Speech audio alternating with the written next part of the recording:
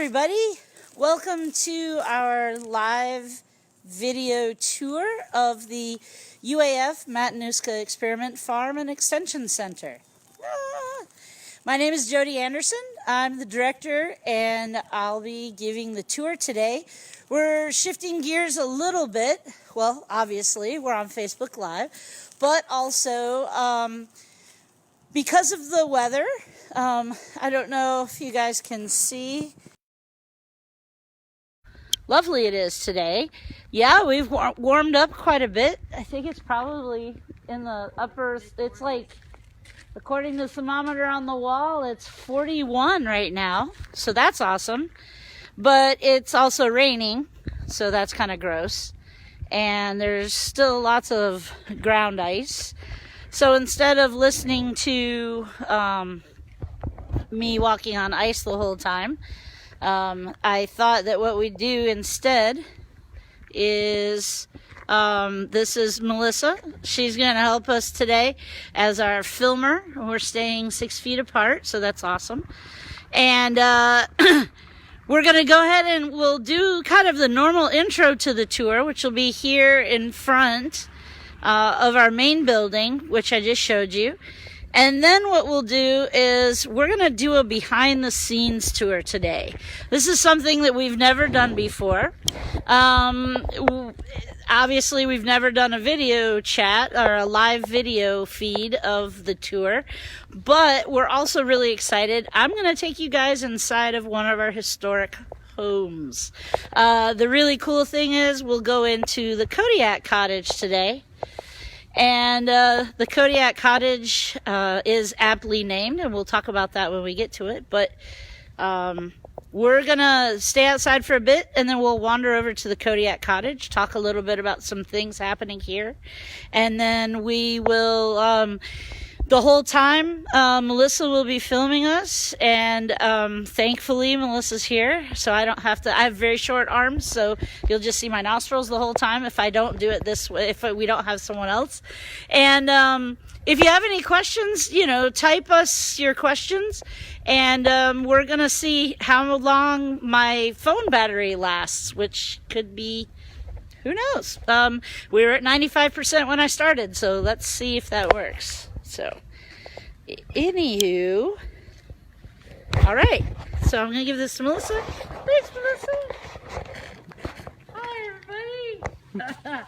Yeah, I hope everyone can hear me okay. So we have the University of Alaska Fairbanks. This farm site actually started in 1917. And the reason that we're located where we are is because down at the bottom, the flat area on the other side of the hospital, there's a train track. And at that V, there's a train track V. And where the track comes to a V, to the east, those tracks run all the way back through Palmer and then up into Sutton. And that was the coal train. And that coal train went back and forth to Anchorage and Sutton. And at the time, through the community of Matanuska, which was at the bottom of the hill here. And it was taking coal back and forth for power, for heat and electricity in Anchorage. And then the other train tracks that went north are the same ones that are still used a lot for commerce and travel between Anchorage and Fairbanks. And so we're located kind of at the apex of those two, of that split. And this isn't the best place to put a farm, surprisingly. When the USDA decided to do this farm here, it was to help the homesteaders and figure out some questions that were coming up based on all of the new agriculture that was happening in the early, late teens and early 20s, 1920s. This is pre-colony, so this is way before the Palmer colony even started. And this location was a USDA research facility along with a site in Kodiak, Sitka, Fairbanks, Rampart. They were all over the state. over near Glen Allen and Copper Center, and I'm trying to think where else. I'm probably missing someone. Someone's going to be angry with me, so sorry if I forgot your station. But by the time we started, we were one of the last ones, actually, to kind of get going. And originally, we were set up as a dairy research facility, so we were a working dairy farm. We worked on plant genetics, so we had plant geneticists here, botanists that were developing grains and forage crops to feed all of our animals and also to feed humans, to figure out what works best. In 1931, the USDA granted that land to the territory of Alaska, to the first college in the state of Alaska, and at that time was located in Fairbanks, and it was called the Alaska College of Agriculture and Mining. Interesting. And at that time, Fairbanks had been granted, the Fairbanks Research Station, which is next to the college at that time, they were granted this land, their land, and they had to do improvements within 2 years to prove that they could do something magical with the land. Well, they'd already been working on that land since before we were here. And then in 1931, we got the same opportunity here. We were able to improve the land within 2 years. It wasn't hard because we already were doing it. And so this was granted, this chunk of land was granted to the college, which once the state became a state and the college became a university, the UAF became part of the land grant university system across the states, the United States.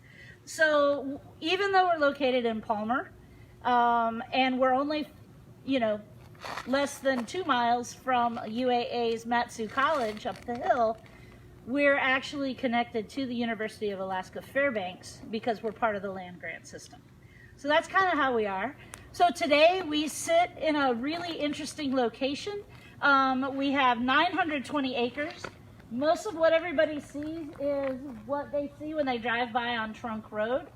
But of our 920 acres, we are basically bordered on our west side by the new Trunk Road, those of us would know it as.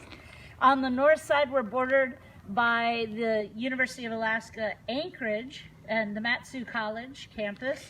On the east borders of our property, we're connected to the Borough Parks land. And our south neighbor is the Alaska State Park System, the Matanuska Lake State Recreation Area. They changed their name as much as we do. So I think I got it all right. The really interesting thing about all 4 of the landowners in this area, there is a trail system. It's the largest non-motorized trail system in the Matsu Borough, and it's called the Matanuska Greenbelt. There are about 30 miles of trails that can be used by multiple users, horse, bike, as long as it's not motorized. No motorized horses, just remember that. You can use the trail system. And so there is a trailhead that is located on our property, and it's called the Kinwin Trail System, the trailhead, and it's up the road. So if you cross in front of us on Georgeson Drive, the old Trunk Road, and go up and keep going to the north, just on the other side of the MEA substation is a large, almost 2.5 acre parking lot. And you're able to park there and then access the trails from there. They're a little slushy right now with the mush. The snow isn't great for skiing, but people do it. We don't groom, but we do allow skiers, obviously, there too. So we have all sorts of opportunities here at the farm. I mentioned we have 920 acres. Not all of it is in agriculture. In fact, the vast majority of it, over 600 acres of it, is in forested land.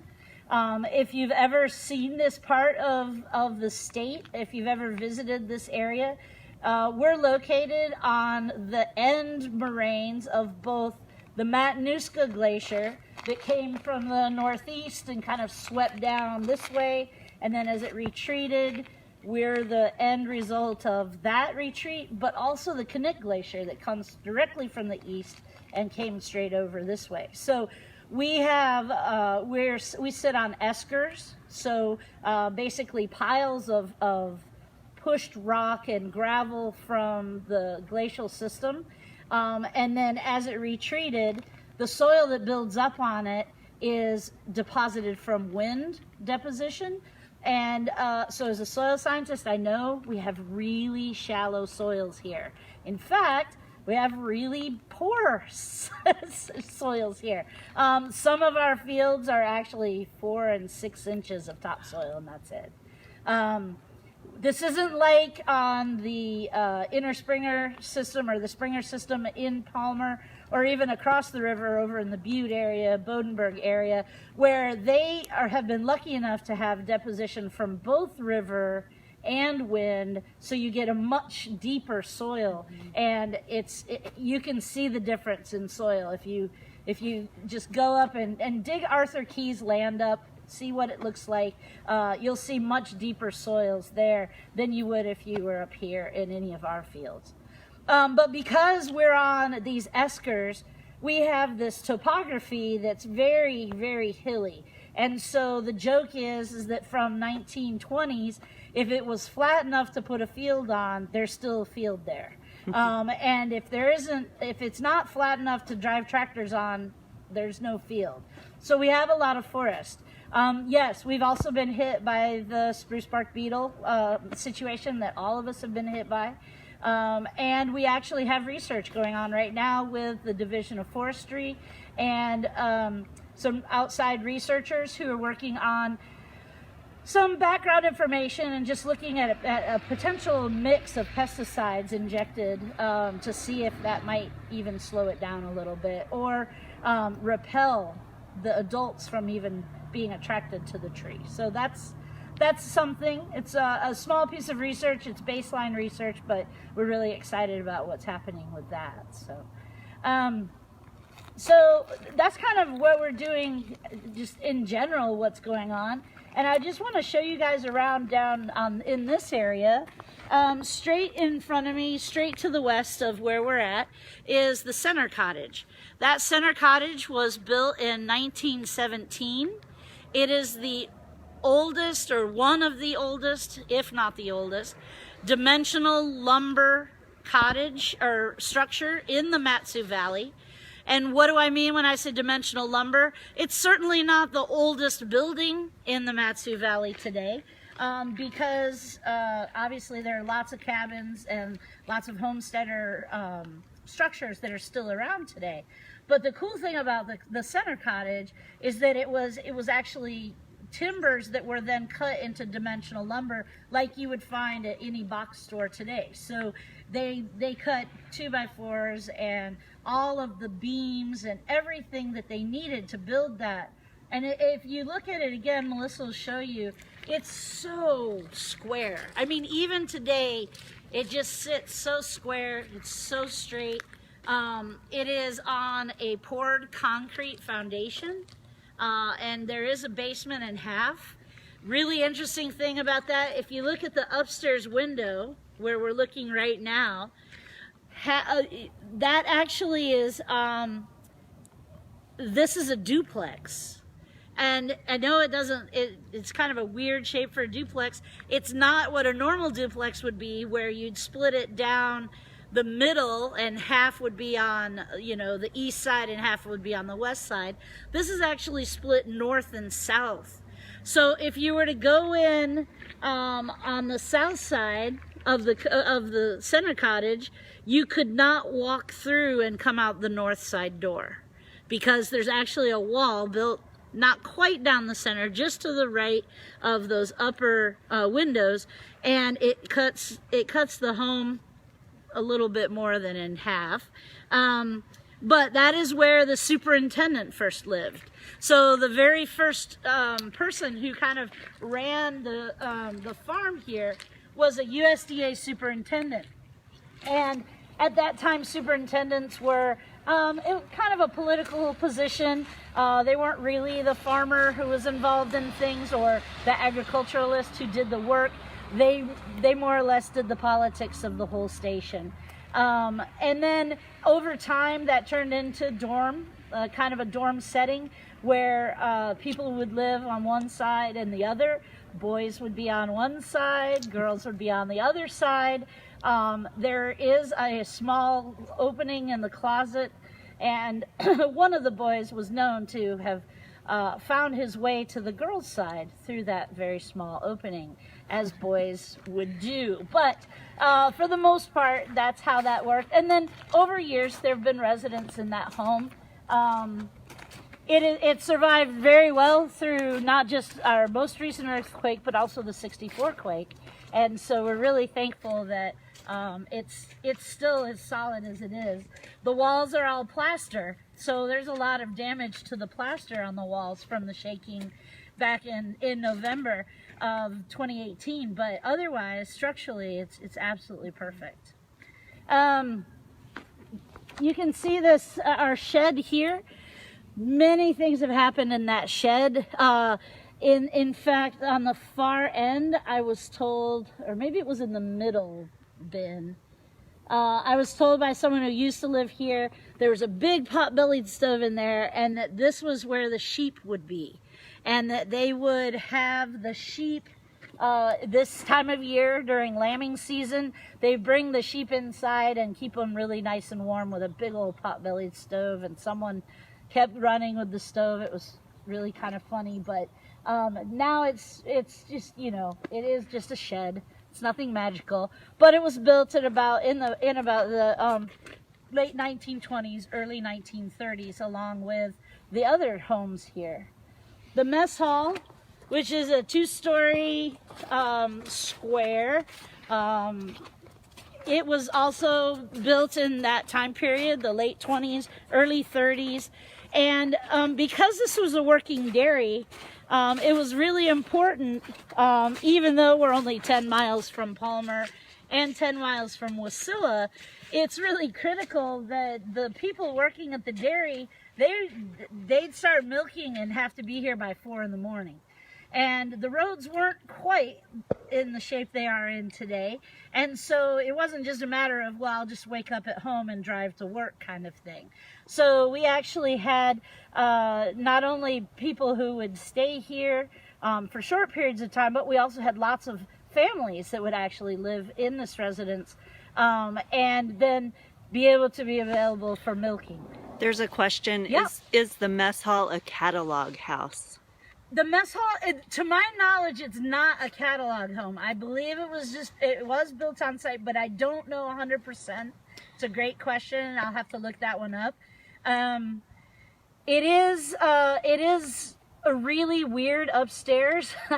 There's lots of the rooms, and they're connected in kind of interesting ways, but it was kind of modified to that point because we had different families living in different spaces. So, but I don't think it was a catalog home. That question being asked is awesome, and the next piece is a catalog home, and we'll talk about that in a sec. But the mess hall today, it is distance learning, so we're able to broadcast classes from downstairs here, and we're also able to receive classes here, and it's also the home of the Alaska Farm Tour Company. In the summertime, their base is here in the mess hall, so we're really glad to be able to have that relationship. It's a wonderful partnership that started last summer, and we're hoping for good things this summer, regardless of what happens to tourism. The former owner has told us that in her research, and what she's found is that more than 50% of the participants on the farm tours, the Alaska farm tours, are actually Alaska residents. So that's pretty cool. That's very cool. So the mess hall is what it is. Across the street, I don't know if you can see it because of the snow berm, just to the north of the beautiful birch tree at the end of the driveway is a little white building. Looks like maybe a privy. It's about the right size for a one-seater, but it's certainly not anything fancy. That's actually our weather station. Because we started as a USDA research facility, we have weather records from 1917, and not just any weather records, we have daily weather records. And so we have monitored multiple different facets of weather every single day since 1917, which is really pretty amazing. As soon as we get a new student worker, they'll be working on digitizing that information, because at this point it's handwritten and it's wonderful. It's just not very accessible. So we're working on that. That's a component we're working on. But we do check weather every single day. In the summer, we have more that we check than in the winter time. And then starting May 1st, we'll be starting our in-ground weather temperatures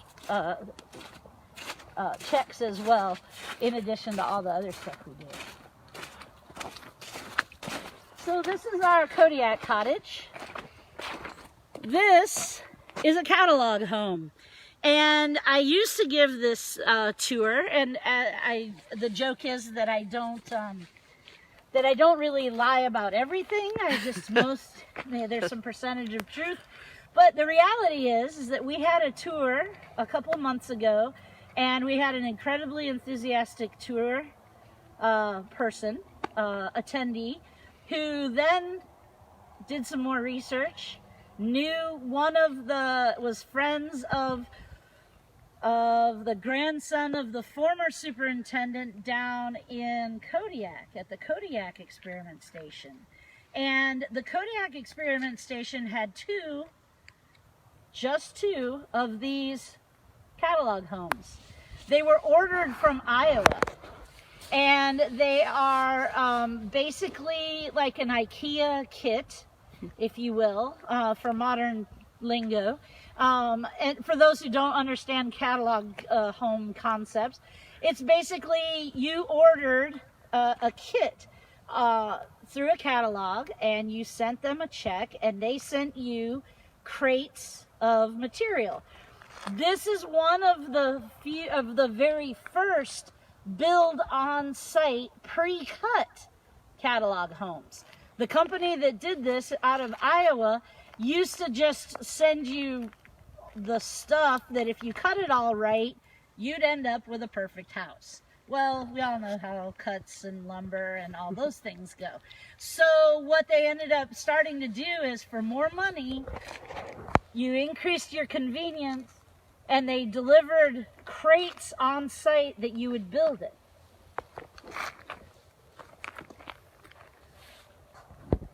Okay, sorry. No worries. And so what ended up happening is that they built this house, but they didn't build it here. They built this in Kodiak.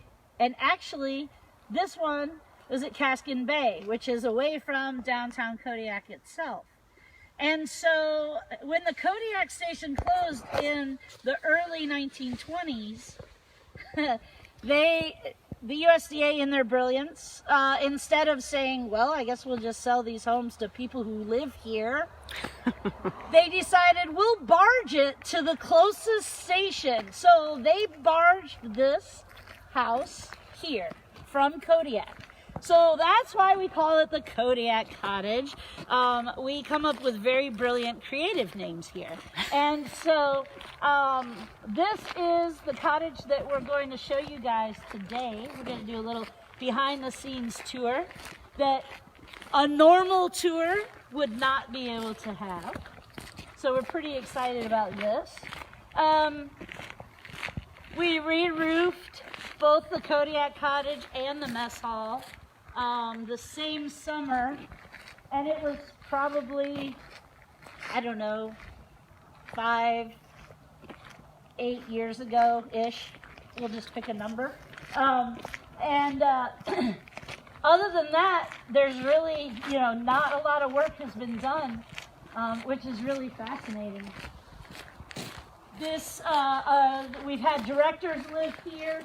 In the past, we've had other professionals living here, other workers who are here at the farm. And currently, nobody's living here, so don't worry. We're not going to walk in on anything we shouldn't see. Well, we better not. But what we will, this summertime, this is actually a facility where we do lease this out to visiting researchers. So they're able to stay here, have a place for summer work, and it's much cheaper than renting a hotel room. And it's just good to have it lived in. Come on in.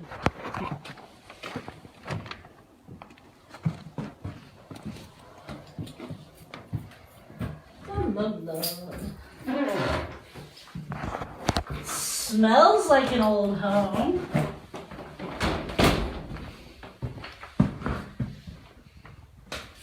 So this is the kitchen of the Kodiak Cottage. So we came in the back door, which is the most accessible and the easiest door to come in and out of this time of year.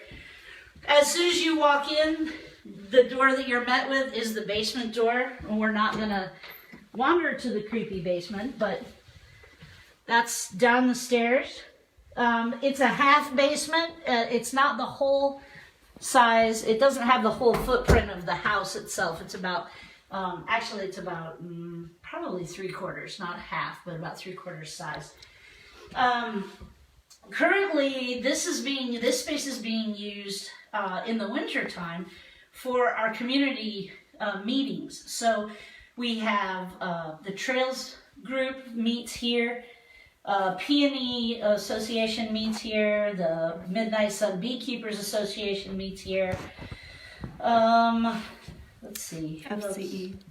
FCE has not quite met in here, but they do meet out here. And the Master Gardeners are too big to meet in here, but they could meet in here too. Peony Club. Yep, the Peony Club meets in here. And so we've had a really good opportunity to have a kind of a more cozy space for our winter meetings. Bee Club. And yeah, the Midnight Sun Bee Club definitely does meet here as well. So it's not a huge space, but it's definitely more cozy than the mess hall is. And it's a lot smaller, so it's cheaper to heat. So in the wintertime, we're going to kind of shift gears for public meeting space. And then in the summertime, it's a space for our visiting researchers. Will there be other spaces on the farm available in the summer when this space is rented out? Yes, absolutely. We will have space in other places around the farm. Yep. The thing to do is to contact us through our Facebook page. Our events coordinator is Jessica Bird, and Jessica will be running like all the different events that are happening. And so it's UAF-Palmer events at alaska.edu. I think I got that right. But if I didn't, just go to our Facebook page and make sure. Since you're watching this, you know where our Facebook page is. Start there and we'll get it for you. But yeah, there'll be other opportunities. One of the things that we're trying to do too is possibly fixing up, making the cabin across the street a more viable meeting location spot. It would be summer only because we don't have heat in it. So there's that. Yep. So this is the kitchen. This is very much what it was. I mean, this really hasn't changed. The footprint is exactly the same footprint that you'll see in historical documents from the company that built this. So it's really, I think it's just super cool. This is the dining, kind of living area here. I know, this is pretty self-explanatory, but I thought it'd be kind of fun if we walked through. This is one bedroom here in the back. It has a nice little closet. The last two directors previous to me lived here. A beautiful built-in, a little built-in storage area. And then nice drawers here. Big, huge, deep. heavy built-in drawers. I am definitely not a real estate agent, so there's that. This is a walk-through bathroom, which is fun. Just a really simple bathroom. And there. And then we've just tried to help every little bit that we can, make this kind of more comfortable. So we have a little sitting room set up in here. This is also another bedroom. Original flooring. It's only been just, sanded and then It's beautiful. Finished that way. Oh, she was asking about the birch-shaped frosting on the windows. Is that in the bedroom? Oh, there's some here too, I think, right? Oh yeah. There's some, that is like a bamboo frosting there. And it's just it's a been peel. added. Yeah, it's a peel and stick. Yeah, it's not it's not fancy or like that fancy of a window.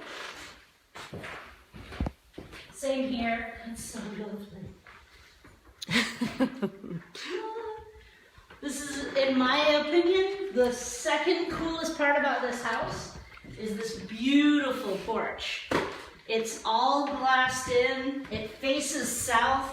So for all of our gardeners out there watching us today, this is like a perfect place right now, this time of year. Except it's pretty cold here without the sun today. You'd have to have a heater, but man, for starts, it's so awesome. And in the summertime, there's lots and lots of flowers and our trees all around that are just super cool. This is a lovely spot. And you can see the ceiling looks kind of similar to lots of fun projects that people are doing today. And I don't watch home shows either. So there's that. So the first coolest feature of this house. Hi Lee, we miss you too. Hey Lee, how's it going? We're gonna go upstairs. Ba-ba. And actually, no one needs to see me walk upstairs. So we'll let Melissa walk up the scary stairs first. But the reality is that they're pretty narrow depth. But I love this upstairs space. Oh yeah, this is nice. I've never been up here. What? Yeah. No way. So I love it because I feel tall in here. Look how close I can touch the ceiling. It's amazing. Let's see. Egressible windows. Yes. How cool. This is not where you put your teenager to live because the porch is very close and you can easily scale. Look at that view. Oh, what a view. Looking directly south, that's the Chugach Range. Oh, I do not get tired of any of this either. So this is a really sweet space, as all attic spaces have the cool, weird hideouts. Dun, dun, dun, dun. So this is super fun. Lots of places to hide and be hidden, which are great. Little closet space here in between, and then this back. Again, another little secret. But you could like put this would be a room. I'd take this room right in here. You would fit. Sorry. Oh, hilarious. And then this faces directly north and back into the woods and then up toward the reservoir. It's a pretty sweet little area.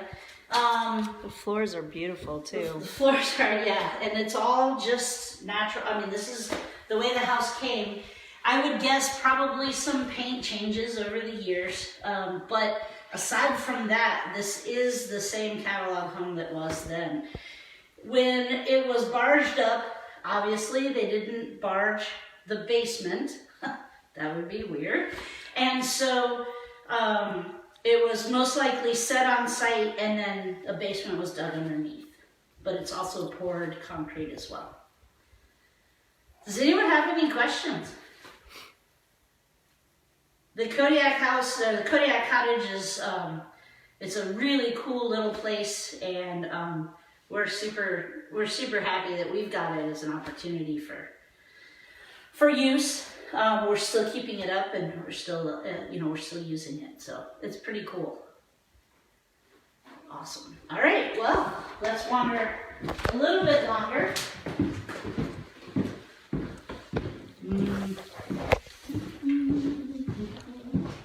Please have the handrail, and then walk like a duck down the stairs.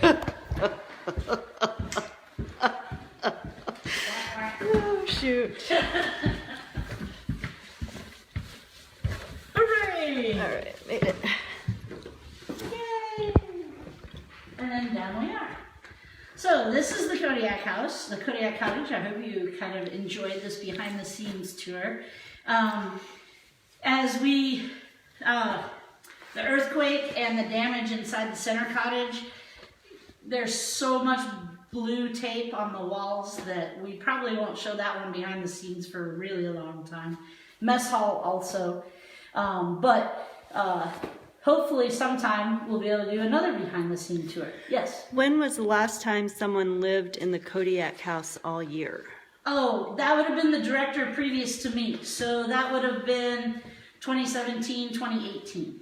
So it's not very long ago. Yep. And then this summer we had, one of our researchers was from California, and he loved this little place. So That's nice. yeah, it's a pretty cool thing. We do have locks for the 2 bedrooms downstairs, so if we had 2 different individuals from different units or different places, that they'd be able to stay and lock up their own room on their own and not let anybody else in. So we could do separate bedrooms and then shared space. So we're set up for that. You just have to be gentle in the bathroom. Put socks on the doors or something. I don't know what you do. Fully functioning kitchen. Everything works in here. So fancy. It's lovely. These handles may bring back some memories for those of us who remember seeing Grandma and Grandpa's houses with this in it. So that's pretty cool. Sweet. What is the cottage across the way from this one on the other drive into the farm? That is the herdsman's house. That's a 2-story. That's also a catalog home. We're not sure which catalog, but we know it's a catalog home. We think Montgomery Ward's, but it could have been Sears. But that's what I used to say about this house till we found out it was a totally different company in Iowa. But it is a catalog home. That's our only full-time residence today is the herdsman's house, and we'll look at that when we go back outside. We'll see that. But our herdsman and his family live there. We do still have, animals here, and we do need someone to take care of them all the time. So we do have that. The herdsman's house is that residence. That's a great question. The color scheme here, I don't know why yellow and blue. Not sure. It's not in any of the historic photos, though they weren't really color, the ones that I know, but that's the color that it was when I started, so I think that that's the color today. Though the Kodiak Cottage is white, and that was white, so that works.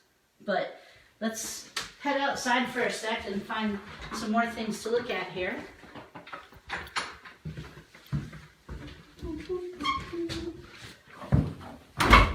Yay. Keeping my distance. You are keeping your distance. I can show you. Got it. Sweet.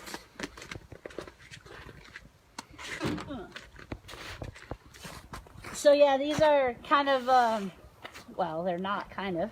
These are the woods right behind the Kodiak Cottage. So when we're looking north, this is our north face here. This is obviously nothing fancy. It's just a garage here. And then the back side of the mess hall.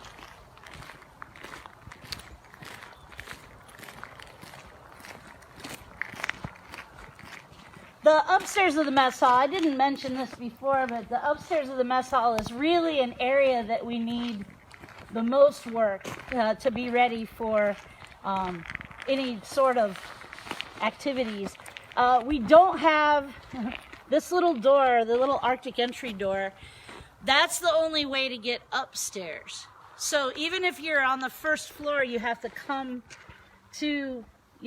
downstairs to that and then go upstairs on a separate stairway into the second floor.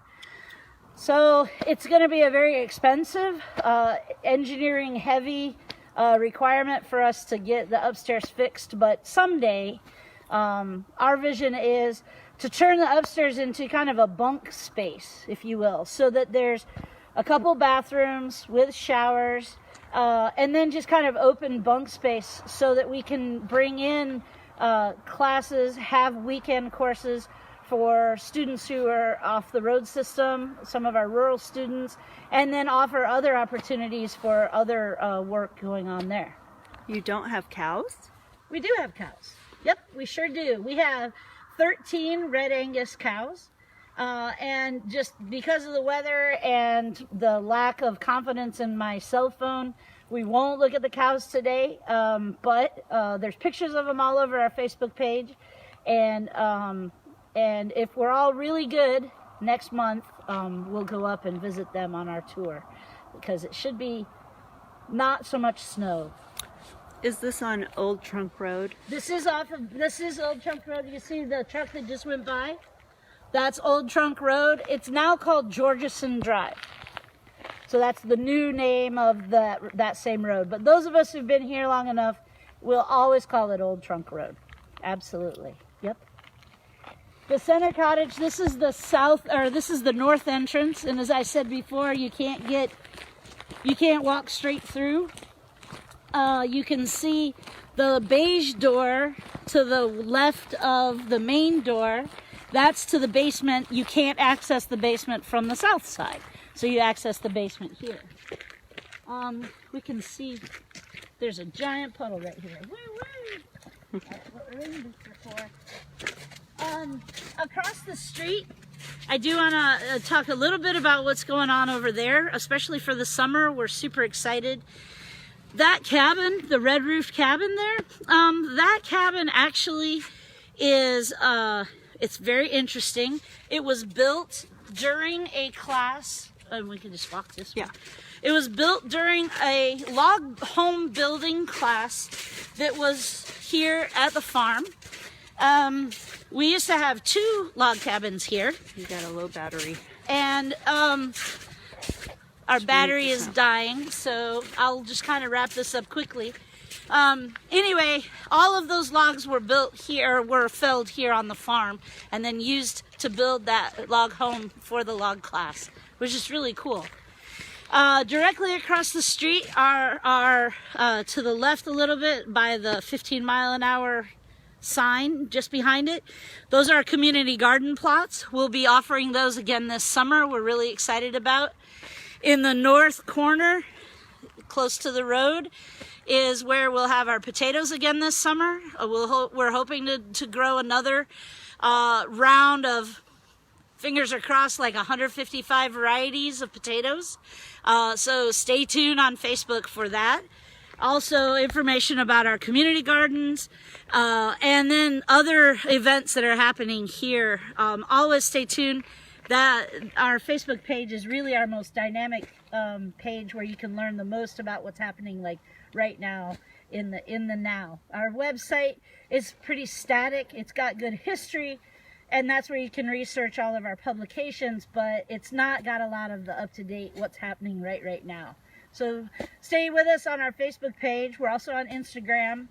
We have a YouTube channel we'll start using. And those of you who are super nerds, we have an iNaturalist project, and that's really exciting as well. So if you don't know what I'm talking about, ask us on our Facebook page and we'll tell you more. Really quick to follow up with the herdsman's house. That's that 2-story yellow over there. That is a that is a residence area right now, and our herdsman and his family live there. So that was definitely a kit home. So we really want to thank you guys so much for putting up with us as we try something new. As we all are being very flexible and figuring things out as we go. Really want to thank Melissa for helping with her distance and her filming today. And I hope that everybody is healthy and safe, and that we wish the best for everyone, and stay in touch. We're trying to do our best to keep in touch with you. And if there's anything we can do to help, please let us know. Yeah, thanks for joining us. Yeah, we're so excited, you guys. Thank you so much. Happy farming!